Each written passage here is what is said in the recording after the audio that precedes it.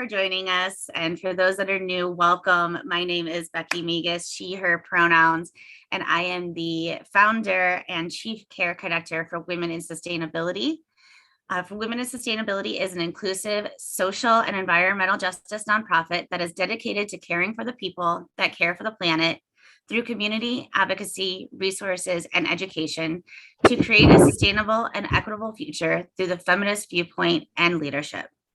Women in Sustainability strives to create a safe space for like-minded and diverse individuals to create purposeful connections and conversations. All are welcome in our community. And I'm really excited to introduce Kat. I've had great opportunities to work with Kat in the past. I'm excited to be here with her today. She is a longtime activist in the climate space, and I think we're going to learn so much from her. Kat gets through life as a climate action strategist. She's a TEDx organizer and world advocate. She helps the climate concerned and their networks identify solutions to do daily in their lives and in fun ways. Through her work, through her work, she is involved in many activities and organizations, including being a climate reality leader mentor, participating in the Great March for Climate Action from LA to DC. She promotes world peace as the charter president of the virtual global WE Rotary Club of International Peace, mentors with Moonshoot Pirates, World Pulse Digital Empowerment Ambassador, and organizes multiple TEDxVale events, in addition to being an avid skier that reps HaberVision.com sunglasses and goggles. Please help me give a warm Women in Sustainability welcome to Kat. Hi, everyone. It is such a pleasure to be with you all today.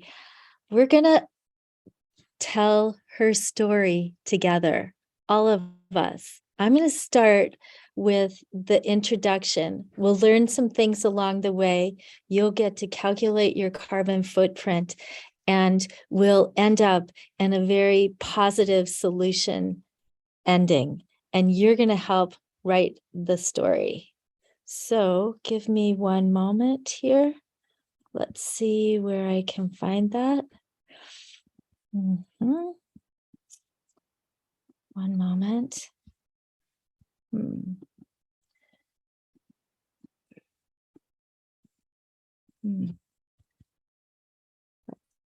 see. Here we go.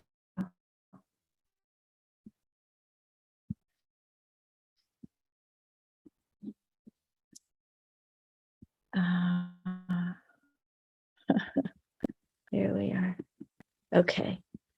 Forgive me, it's going to do it again. One moment. What you might not know is that Becky has been my right-hand woman for tech in creating TEDxVale online. So thank you, Becky, for all those years of doing that. We've got a TEDx that's coming up on Sunday, September 25th. Okay, now we should be good. Now we've got it, everyone. Okay, perfect. Let's see if I can move that over there. Okay, so we're going to start telling a story about stanky feet. Stanky feet. Yes, her story of carbon footprints. Once upon a time, there was an amazing hiker. Her name was Dawn. And she had this incredible dog named Stanky. Now, you might wonder why he was called Stanky. He was called Stanky because he let loose methane farts. Yes, methane stanky farts, 86 times more lethal than CO2. So when Stanky and Dawn got to the top of the Rockies on the Continental Divide, they looked out and they were so impressed with the beauty. They noticed the flowers, the color of the flowers. They noticed the strength and the rootedness of the trees. And they felt so safe and contained. And they were noticing all of the critters when suddenly Stanky ran off and was nowhere to be found on the path to net zero. Before we keep on this story, let's find a little of our own story. What is the language that we need right now? What are the words that we could add into our vocabulary that would expand what's possible between now and 2030 for us to take climate action? How about her story, as well as his story? And how about cooperation equally valued as competition? What if we responded to climate instead of fighting climate? What if we went for the quality of our relations instead of the quantity of stuff? What if we valued family as much as rigid social structures like squadrons? And what if we saw each one of ourselves as heroes? So what I'd like you to do now, Becky, are you able to, so I will put myself on the stop share in a moment. What I'd like you all to do is to actually calculate your own carbon footprint. You'll be put in groups of 3 or 4. And I'd like you to go through, and this is very easy. It's high level. You don't need any data. You just estimate, generally speaking, how you would be responding to these questions.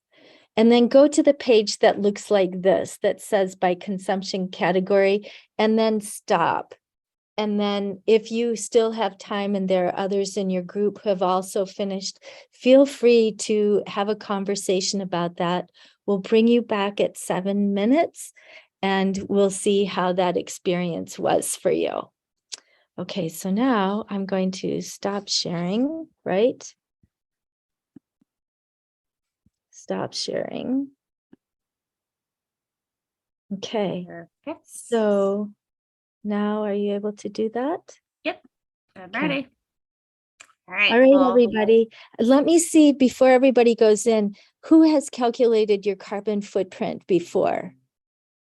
No? Okay, Becky and I. Okay, this is great news. I think you're going to love this. Have fun and come back, and in the chat, when you come back, if you have any surprises, feel free to share them with us. It is really fun to learn. So enjoy that process. And here you go. Everyone, if you can, please share with us your overshoot day or how many Earths or your carbon footprint number. It will just give us an idea where we're starting from. This is really, really important to understand. None of us is perfect. Any of us who are alive in America today are embedded within a system that has fossil fuel emissions baked into every aspect of our lives, which is why I do what I do. I coach people to get through to the fast, easy, doable solutions so that you can let go of the climate angst and overwhelm and guilt and confusion. So we've got one person, Bethany, you've got 31 March, Angela, May 17th, May 5th, fantastic. 29 April, awesome. Okay, so thing to understand is that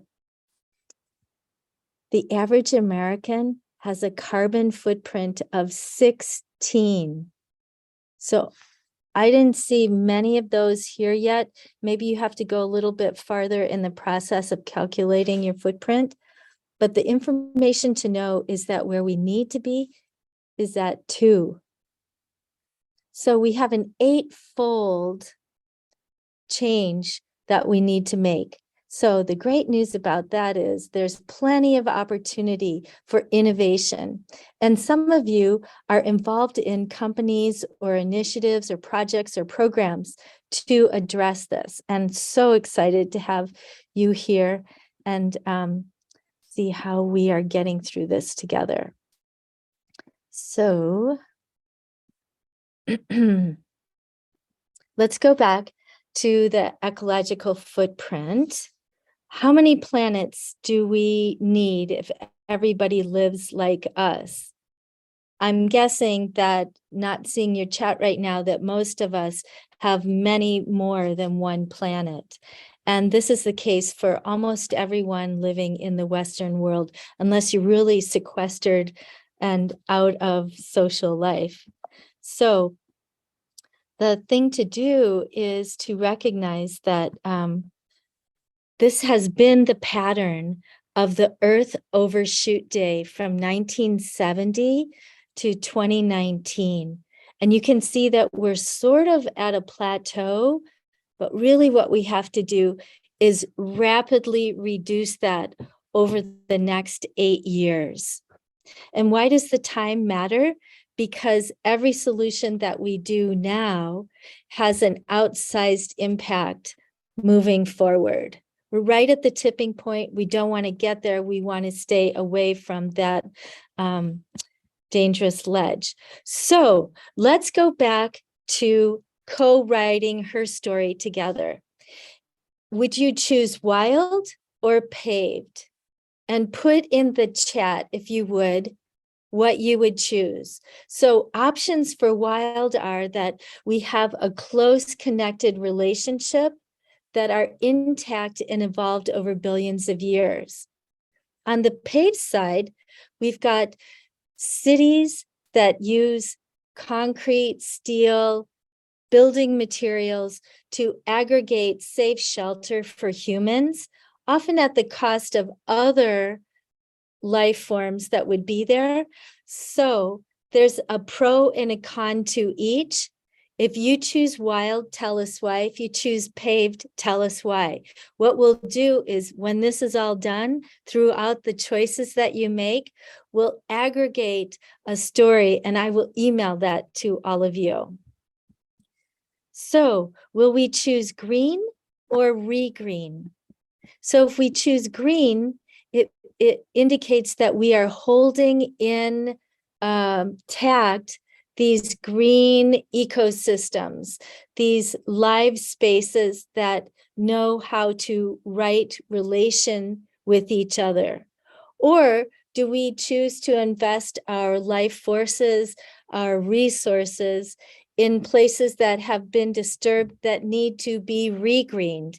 The key word there is regeneration. And I commend to you Paul Hawkins' book, Regeneration, on that topic. So for nature, how extensively can we regreen? So if you choose green, put that in the chat and tell us why. Or if you choose regreen, put that in the chat. All right. Is everybody understanding the game that we're playing here? You get to help choose the options along the way. So do we choose explorations or explanations?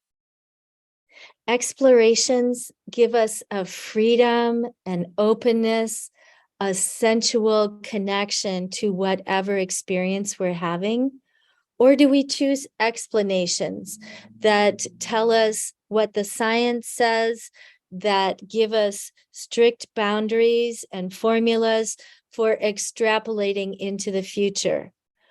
Both have their place and both have their benefits and negatives. So which would you choose, a this or that, an exploration or an explanation? Okay, will you choose local or global? Local, it's closer. It doesn't have to have as much embedded carbon. That is to say, it doesn't have to travel as far. So the carbon that is in whatever product that is that you're consuming doesn't have to go as far, so there's not as much fossil fuel used in distributing it to you? Or do you go global, a more efficient system of production with the lowest cost? But is there a worker at the other end of that supply chain that may not be being valued or might even be enslaved?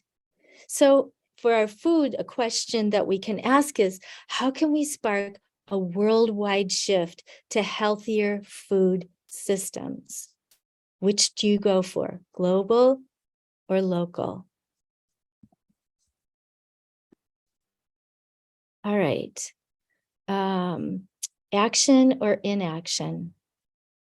Do you choose action or do you choose inaction?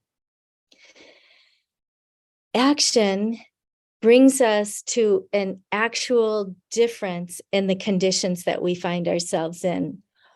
Or do we choose inaction when we see something that's being done that can harm ourselves, someone else, or our community? Do we rather stand back and observe? What I've noticed in my own path over the decades is that action inspires action, and Earth thanks us for that. So use your specific zone of genius. Whatever it is that you do that is special, fabulous, bring that to your climate actions and model that for others so that they can see how much fun and joy and delight you're having in making those changes. Transportation. How do we move around? Do we fly high or do we go slow? Flying high, the advantages are that it gets you there fast. It might get you there directly. It might be less expensive. Or do you choose to go slow? Do you use human-powered transportation or public transportation? Is it closer to the ground? Does it take longer? And is it more or less expensive? Put that in the chat. What's your choice? Do you fly high or go slow? What you can see we're doing is we're opening up an awareness about how we live in our communities right now. And then what are some principles around those choices that might open up some new options? So for transport, how do we transform the way we move? And then do we go together or do we go solo? So together is a sense of community, and there's a chance to communicate with each other and develop ideas, bounce ideas off of others. Or do we go solo such that we have a very clear vision, we know how we're getting there, and we're going there. We don't need others involved. So do you choose together or solo? Both has their advantages, and tell us why. The thing we need to do right now is each of us needs to be speaking up from our belly. We need to be so grounded in the changes that we're moving toward that we can model that for others so they see those in our neighborhoods and that they get excited, intrigued to make those changes themselves as well. So, are we powerful or powerless? Choose one and tell us why. Put it in the chat.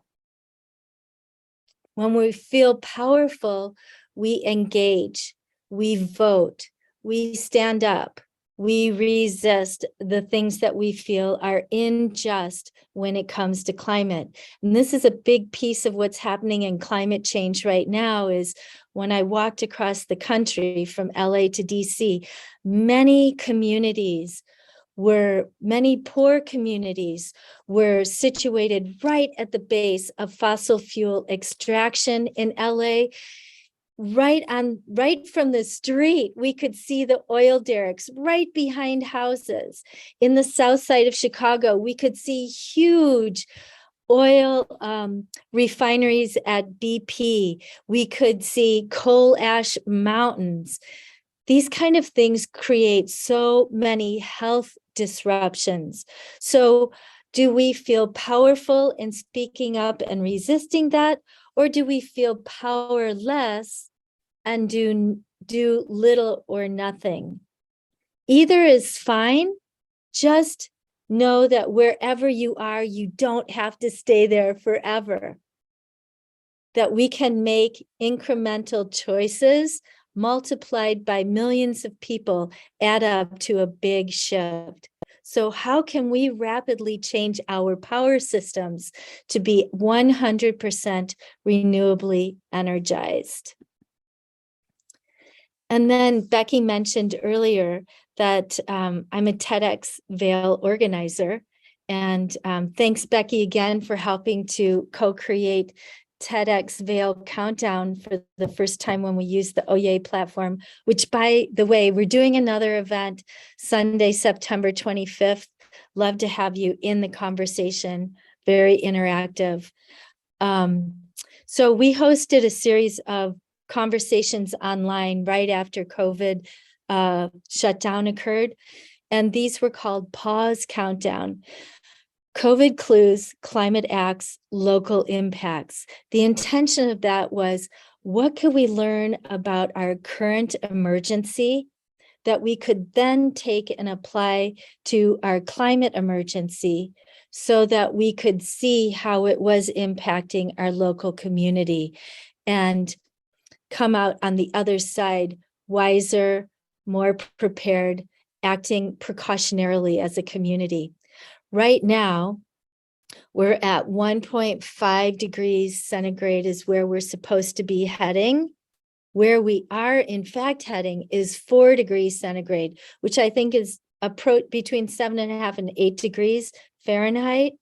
So imagine if every day you woke up and where you were living was 7 degrees hotter than it is right now. What if this is the coolest summer you will have for the rest of your life? So creating and attending events has a benefit in that it shares information. We can swarm or crowdsource solutions. We can connect with others and bring them and their resources together for more engaging, more impactful results and outcomes? Or do we choose to be peaceful? Really go inside and be confident that we are making every move that we can personally and focus on that. So Living Brightly, I'll do in January 5th through the 7th, and it's a 3-day climate activation going deeper, much deeper than this very high-level value conversation. So please put in the chat, do you choose peaceful or eventful? Either is perfect, and tell us why. Okay, so are we in a giving or a taking mode? Are we generous? Are we sharing? Are we caring? Or are we in the taking of resources? And it's fine wherever we are. Say that. And then where would you want to go? The more we can regenerate Earth, the more we will have to receive from Earth. And here we go. Do we save resources or are we wasting them?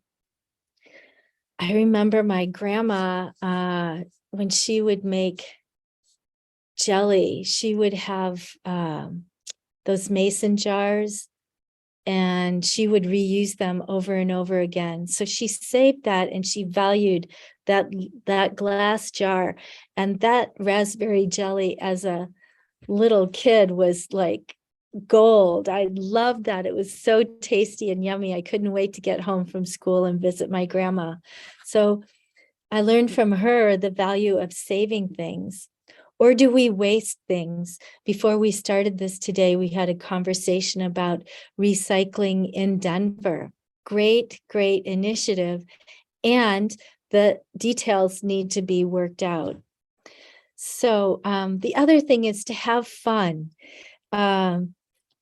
It's having fun and getting things done in a time of doom and gloom has given me the ability to rise above so much grief, so much sadness and sorrow, people dying, people being sick, giving up things that we had been accustomed to. But if we can go beyond that, instead of focusing on what we are giving up and look at what we are gaining, what is the finer future that we can focus on? And there are literally an infinite number of solutions. So how do we shrink that down into quick, shareable, easy, doable daily decisions? And Joan Gregerson created this International Climate Action Challenge. Her thing about that is teams. So having even just one foolish follower can make you a wild and crazy woman leader. So find your team, find your mates, and go forth together. It's an option. Not everybody fits with that, but it could be your solution. And be the color in her story. It doesn't have to be a bland, boring set of data facts. Her story can be bright and filled with music and mystery and all kinds of interesting twists and turns. For example, this chart that you see below, it's called donut economics. The top red pie shape shows that we are exceeding our bounds on Earth as it relates to climate change. So going out, anything that is red is exceeding the bounds, and anything on the inside that is going red is also not a good thing. The donut, the green part, shows us the ecosystem services that Earth shares with us. And this gives us a sense of how we are relating in those arenas. For example, we're in the 6th mass extinction. Countless numbers of species are going extinct right now because they are not able to adapt in this fast changing atmospheric shift. We might be one of those. We don't know. I'm all about doing what we can to stabilize our climate.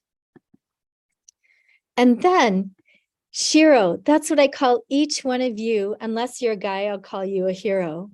But if you are on this call, what are the gifts that you share? Really take a strong personal inventory and go where your gift takes you, and then take us with you. And then be willing to receive the standing ovation when you have moved others or nudged them, or at least had them stop and listen and stop arguing about the reality of climate change, and then be fired up, be ready to go and get there. And so what do?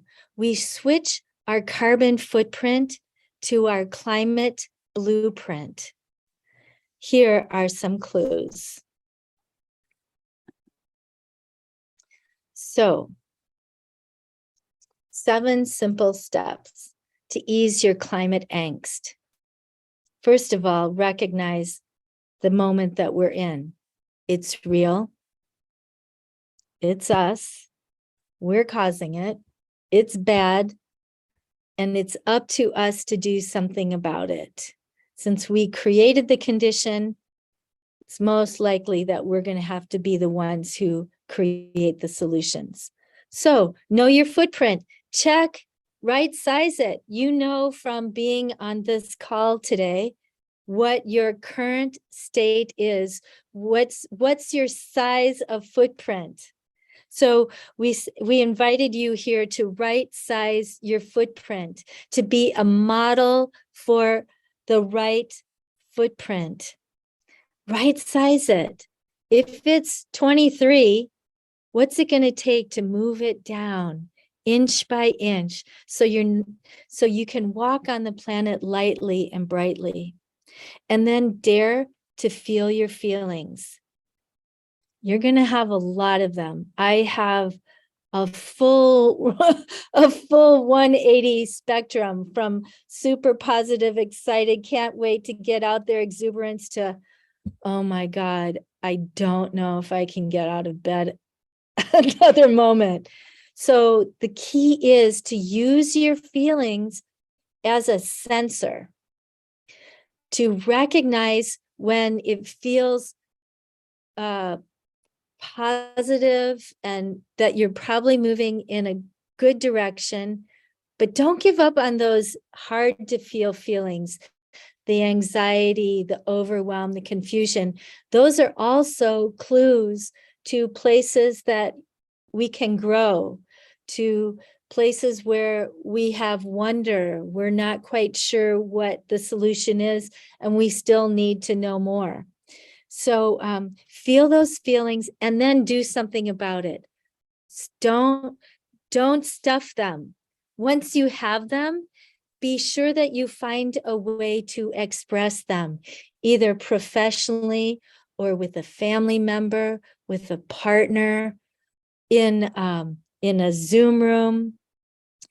Find ways to speak your truth. Well, yes. Yes, yes, yes, yes. Speak your truth. And then care. Care enough to say something. Care for the long run. Care deeply. Care enough to have fun and get done. Get things done. And then share. Be generous. Clear, as simple and as creative as I can deliver these messages to you, to take the mess that is the moment that we're living in now with a destabilized climate, and turn it into a message that invites you to help end this story, end her story, end your story. Connect our head, our heart, and our hands, our thinking, our knowing, our understanding, with our feelings, our gut intuition, our hands, to actively change the way the world looks for us. And then remember to breathe. There will be moments where it feels like our breath is taken away by the unfairness, by the death, the destruction, the injustice. Whatever assaults your personal sense of value, keep breathing through it. It might take your breath away for a moment, but reroot your feet, stand strong. As Socrates says, know thyself. This is a moment to breathe, know yourself, and celebrate. Celebrate the teeny wins, because we don't know when the next one will come. We also don't know when the next loss will come. So we need to create that sense of momentum and connectedness so that we're not out here on an island alone. And then repeat. This is a continuous cycle. Just as anything has a regeneration cycle, we too have that.